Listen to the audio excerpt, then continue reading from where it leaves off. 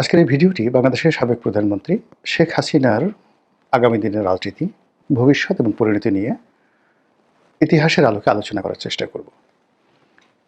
আপনারা জানেন যে মানুষের যে ভাগ্য, এটির চারটি পরিণতি চারটি ডাইমেনশনে হয়ে থাকে, চতুষ্কোণে হয়ে থাকে।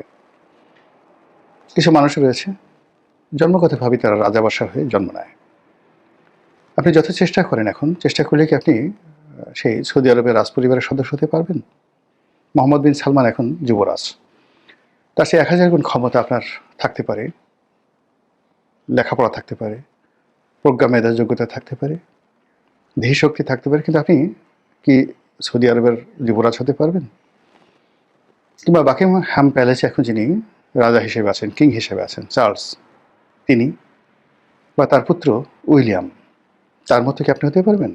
নিয়তি আপনাকে সেই জায়গাটা থেকে যেতে দিচ্ছে।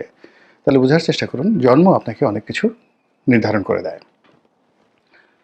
2 নম্বর হলো যে আপনার যে ভৌগোলিক অবস্থান।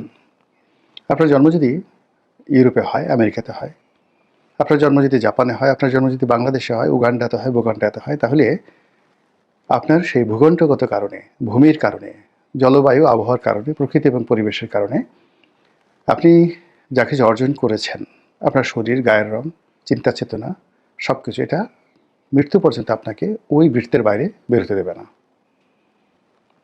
আপনি যত চেষ্টা করেন বাংলাদেশে বসে আপনি ফিদেল ক্যাস্ট্রো বা চে গুয়েভারা হতে পারবেন না। আপনি যত চেষ্টা করেন মিশরের মতো জায়গাতে বসে আপনি বঙ্গবন্ধু শেখ মুজিবুর রহমান হতে পারবেন না। আমাদের দেশে এখানে যেভাবে রঘু ডাকাত রয়েছে, এই রঘু ডাকাতের সঙ্গে আপনি জেমস বন্ডের কখনোই তুলনা করতে পারবেন না। আবার পাক ভারত উপমহাদেশে, বাংলাদেশে আপনি কোনোদিন একজন জেমস বন্ডকে বানাতে পারবেন না। এখানে জেমস বন্ড নামক কোনো চরিত্রকে যদি পুরনো ঢাকাতে ছেড়ে দেওয়া হয়, 1 ঘন্টার মধ্যে পুরনো ঢাকার পরোটা, বিরিয়ানি এগুলো খেয়ে পেট খারাপে মরে যাবে, সঙ্গে সঙ্গে জেমস বন্ড মরে যাবে। এই হলো অবস্থা। আবার আমাদের দেশের সেই বিখ্যাত যে রানী ভবানী, ভবানী পাঠক, কিংবা ধরুন সেই যে রঘু ডাকাত, এদেরকে নিয়ে যদি আপনি ইটালিতে ছেড়ে দেন, 1 মিনিটের মধ্যে সে মরে যাবে সঙ্গে সঙ্গে। এই জন্য ভূগোল একটা বিরাট বিষয় মানুষের জীবনের জন্য। এরপর টাইম, সময়, অপরচুনিটি, সময় এবং সুযোগ, এই দুটো ছাড়া আপনার কোনো জ্ঞান, কোনো যোগ্যতা কখনো কাজে আসবে না। অনেক সফলতা কেবলমাত্র সময়ের কারণে ব্যর্থ হয়ে যায়, আর অনেক ব্যর্থতা কেবল সময়ের কারণে সফল হয়ে যায়। শেখ হাসিনার জন্য যেটি 2009 সনে সম্ভব ছিল, 12 সনে সম্ভব ছিল, সেটি 2025 সনে তার জন্য অসম্ভব হয়ে গিয়েছিল। তারেক রহমান সাহেবের জন্য 2024 সনের আগস্ট মাসের 15 তারিখ পর্যন্ত যে ইতিহাস রচনা করার তার সুযোগ ছিল, এটি এখন তিনি চেষ্টা করলেও পারবেন না। ফলে সময় একটা বিরাট ফ্যাক্টর। থার্ড হলো ইতিহাস, ট্র্যাডিশন, ঐতিহ্য, বংশক্রম, ক্রোমোজম, এই জিনিসগুলো আপনার ক্ষেত্রে কিভাবে কাজ করে। অর্থাৎ আপনি যে ভূখণ্ডে আছেন সেই ভূখণ্ডের অতীত ইতিহাস এবং আপনি যে কর্ম করছেন সেই কর্মে পৃথিবীর যে ইতিহাস, সেই ইতিহাসের ধারাবাহিকতা আপনার জন্য অনিবার্য হয়। আপনি এর বাইরে যেতে পারবেন না। বাংলাদেশে বঙ্গবন্ধুর যা অবস্থা হয়েছে, চিলির সালভেদর আলেনদের একই অবস্থা হয়েছে, বঙ্গবন্ধুর যে অবস্থা হয়েছে মার্শাল টিটোর একই অবস্থা হয়েছে। এর বাইরে যেতে পারে, একটা সময় আছে, সেই সময়ের সাথে আপনাকে তাল মেলাতে হয়। তো সেই অর্থে শেখ হাসিনা এই মুহূর্তে কোন পর্যায়ের লোক? তার বন্ধুগুলো ধরেন, নরেন্দ্র মোদী, পুতিন, কাতারের এই যে বর্তমান আমির, সে আমিরের বাবা, বাদশাহ সালমানের যে এখন যে মোহাম্মদ বিন সালমান রয়েছেন, তার বাবা বাদশাহ সালমান, ডোনাল্ড ট্রাম্প, এই মানুষগুলোর কথা বললাম যাদের সঙ্গে তার ভালো সম্পর্ক রয়েছে। এর মধ্যে আরেকজন আছে, বর্তমান যিনি ভুটানের যিনি রাজা, তিনি সজীব ওয়াজিদ জয়ের খুব ঘনিষ্ঠ বন্ধু, ক্লাসমেট। আর তার বাবা শেখ হাসিনার ঘনিষ্ঠ বন্ধু, মানে সাবেক রাজা, ভুটানের সাবেক রাজা। এই যে লিগেসি, এই মানুষগুলোর তকদিরের সাথে, পরিণতির সাথে, যাকে বলা হয় তার লিগেসি এবং তার তকদির নির্ভর করছে। 2 নম্বরে যেটা আছে যে তিনি যে লিগেসি ধারণ করেন, বঙ্গবন্ধু, এটি তার প্রধান পুঁজি। তো বঙ্গবন্ধু লেভেলে তার বন্ধু কারা ছিলেন? Nelson Mandela. তার বন্ধু কারা ছিলেন? যুগোস্লাভিয়ার মার্শাল টিটো। তার বন্ধু কারা ছিলেন? আনোয়ার সাদাত, মিশরের president Anwar Sadat, Fidel Castro. তার বন্ধু ছিলেন ইয়াসির আরাফাত। অর্থাৎ আপনি সেই জোট নিরপেক্ষ আন্দোলনে 1973-তে যে বঙ্গবন্ধুর উপস্থিতি, সেই জায়গাতে যে পোর্ট্রেটগুলো আছে, ছবিগুলো আছে, এবং সেখানে তার সঙ্গে যার বন্ধুত্ব, সেই বন্ধুত্বের প্রেক্ষিতে যে একটা ইতিহাস রচনা হয়েছে, সেই ইতিহাসের ধারাবাহিকতায় ওই মানুষগুলোর যে পরবর্তী প্রজন্ম, নেক্সট জেনারেশন যারা রাজনীতিতে এসেছেন, তাদের যে পরিণতি হয়েছে, শেখ হাসিনারও ঠিক সেই পরিণতি হবে, এতে কোনো সন্দেহ নেই। এটাই হিস্ট্রি। ইতিহাস বলে না যে ইতিহাস বারবার ঘুরে ফিরে একই ঘটনা ঘটে, হিস্ট্রি রিপিট ইটসেলফ, বারবার ফিরে আসে। তো শেখ হাসিনার জন্য ঠিক সেই ইতিহাস বা সেই পরিণতি অপেক্ষা করছে। এর বাইরে গ্রহ নক্ষত্র আছে, জ্যোতিষ্ক মণ্ডলী আছে, আর আপনি যদি সর্বশেষ ধর্মবিশ্বাসী হন, তাহলে মহান আল্লাহ রাব্বুল আলামিনের ডিজায়ার, এটা আপনাকে মানতে হবে। শেষটা দিয়ে শুরু করি, মহান আল্লাহর ডিজায়ার। আমরা দেশের জনগণ যেভাবে আশা করেছিলাম, আতঙ্ক অনুভব করেছিলাম, সেক্ষেত্রে শেখ হাসিনার মৃত্যু আমাদের দেশের বেশিরভাগ মানুষ কামনা করেছিল নির্মমভাবে, যে তিনি ধরা পড়বেন, গণপিটুনিতে তাকে মারা পড়বেন, এবং সেই ধরনের একটা পরিস্থিতি কিন্তু তৈরি হয়েছিল। এবং এটা ছিল 99.99%। জনগণ গণভবন আক্রমণ করবে এবং সেখানে শেখ হাসিনাকে ধরে, তার বোনকে সহ ধরে পাড়িয়ে মেরে ফেলবে। অনেক মানুষ মনে মনে আশা করতেন যে জয়, পুতুল তারাও বাংলাদেশে যখন থাকে, অর্থাৎ কেউ যেন ৭৫-এর 15ই আগস্টে যারা উল্লসিত হয়েছেন, তাদের বক্তব্য হলো যে ওই সময়টিতে শেখ হাসিনা, শেখ রেহানার যে বেঁচে যাওয়াটা, এটা তাদের জন্য একটা অভিশাপ। কাজেই আগামী দিনে যদি এরকম কোনো সুযোগ আসে, তাহলে সেক্ষেত্রে শেখ পরিবারের একটা সিঙ্গেল শেখকে বাঁচিয়ে রাখা যাবে না। সেক্ষেত্রে শেখ সেলিম, শেখ হেলাল, অন্যান্য যে সকল শেখ রয়েছে, সবাইকে পাড়ায় মারতে হবে। এই ছিল মানে শেখ হাসিনা বিরোধী, আওয়ামী লীগ বিরোধী তাদের একটা জনরোষ। যদিও শেখ পরিবারের মধ্যে অনেক অভ্যন্তরীণ দ্বন্দ্ব সংঘাত কোন্দল রয়েছে, কিন্তু অবাক করার ব্যাপার হলো মিরাকেলি প্রায় সব শেখ নিরাপদ দেশ ছেড়ে পালিয়েছেন বা চলে গেছে। তাদেরকে পাঠানো হয়েছে, কেউ নিজেই চলে গেছেন, কেউ পরবর্তীতে চমৎকারভাবে পালাতে পেরেছেন। It's a miracle. অথচ এদেরকে যদি আগস্ট মাসের 2024 সালের 15 তারিখের মধ্যে পাওয়া যেত, জনরোষ এমন পর্যায়ে ছিল তারা কেউ বাঁচতে পারতেন না। তাদেরকে কে বাঁচালো? এরপরে শেখ হাসিনা যেভাবে হেলিকপ্টার করে গেলেন, এটা আমার কাছে একটা অলৌকিক বিষয় মনে হয়। এটা খুব সাধারণ বিষয় নয়। তার হেলিকপ্টার ধ্বংস হয়ে যেতে পারত, হেলিকপ্টারের পাখা ভেঙে পড়তে পারত, বা তিনি যখন উড়াল দিবেন, হেলিকপ্টার উঠবেন, তখন গণভবনের গেট ভেঙে গেছে।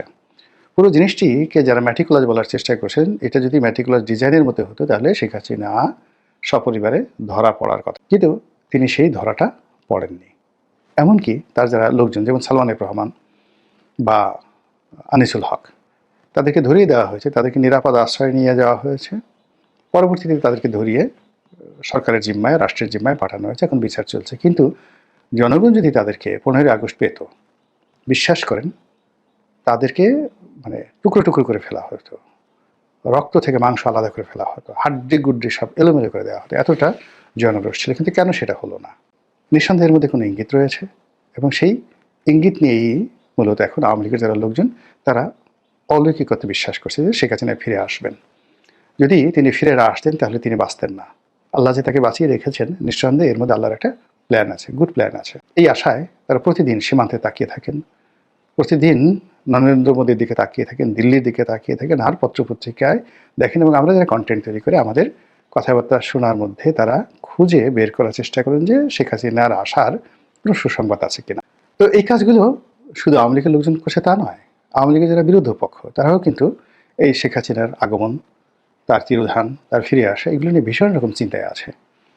বিবিসি থেকে শুরু করে অন্যান্য যে সকল আন্তর্জাতিক গণমাধ্যম, তারা মানে শেখ হাসিনাকে মাইনাস করছে না কেউ, বরং অনেকে প্রমোট করছে। বিশেষ করে BBC world, BBC India, BBC Bangla, তারা প্রতিদিনই একটা না একটা কন্টেন্ট তৈরি করছেন, যেটা প্রকারান্তে আওয়ামী লীগকে পুনর্বাসিত করছে, শেখ হাসিনার ইমেজ বৃদ্ধি করছে, এবং একটা পজিটিভ ধারণা শেখ হাসিনা সম্পর্কে তৈরি করছে। এবং আজকের এই ভিডিওটি যে আমি করছি, এটাও বিবিসির একটা রিপোর্ট দ্বারা আমি অনুপ্রাণিত হই।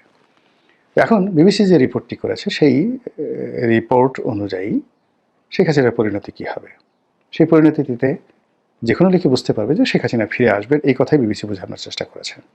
তারা খুব সুকৌশলে, যারা ক্ষমতাচ্যুত হয়েছে এবং যারা ধরা পড়েছেন, জনতার হাতে ধরা পড়েছেন, তারা সবাই ফাঁসিতে চড়েছেন। এটা তারা সুন্দর করে বুঝিয়ে দিয়েছেন। সেক্ষেত্রে দ্বিতীয় বিশ্বযুদ্ধের শেষ পর্যায়ে যেভাবে সৈনিকদের হাতে ফ্যাসিবাদের জনক বেনিতো মুসোলিনি ধরা পড়লেন, যেভাবে নিকোলাই সসেস্কো এবং তার স্ত্রী এলেনা ধরা পড়লেন সেনাবাহিনীর হাতে, তিনিও কিন্তু এভাবে হেলিকপ্টারে করে উড়ে যাচ্ছিলেন, কিন্তু সেই হেলিকপ্টার আবার নামিয়ে ফেলা হয়েছিল মাঝপথে, উড়তে পারেনি, সেনাবাহিনী বিদ্রোহ করেছিল। তো এখন বাংলাদেশের যে এরিয়া, সেই এরিয়ার মধ্যে শেখ হাসিনার হেলিকপ্টারটা একটা নির্দিষ্ট সময় পর্যন্ত ছিল, 2 ঘন্টা 2.5 ঘন্টা। আপনি যদি সীমান্ত এখান থেকে এয়ারপোর্ট পর্যন্ত তাকে যেতে হয়, কয় ঘন্টা সময় লেগেছে ফ্লাইং টাইম, নামা এবং সেখান থেকে সামরিক বিমানে চড়া এবং সেখান থেকে আবার যাকে বলা হয় ভারতে যাওয়া। এই সময়টার মধ্যে যদি সেনা বিদ্রোহ হতো, এই সময়টার মধ্যে যদি কোনো রাজনৈতিক সিদ্ধান্ত হতো, তাহলে তাকে ফিরিয়ে আনা যেত। সেটা হয়নি। ফলে নিকোলাই চাউশেস্কু এলেনার ক্ষেত্রে যে ঘটনা ঘটছে, সেই ঘটনা শেখ হাসিনার ক্ষেত্রে ঘটেনি, আগামীতে ঘটবে না। একইভাবে যে ঘটনা ঘটেছে সেই ফ্যাসিবাদের জনক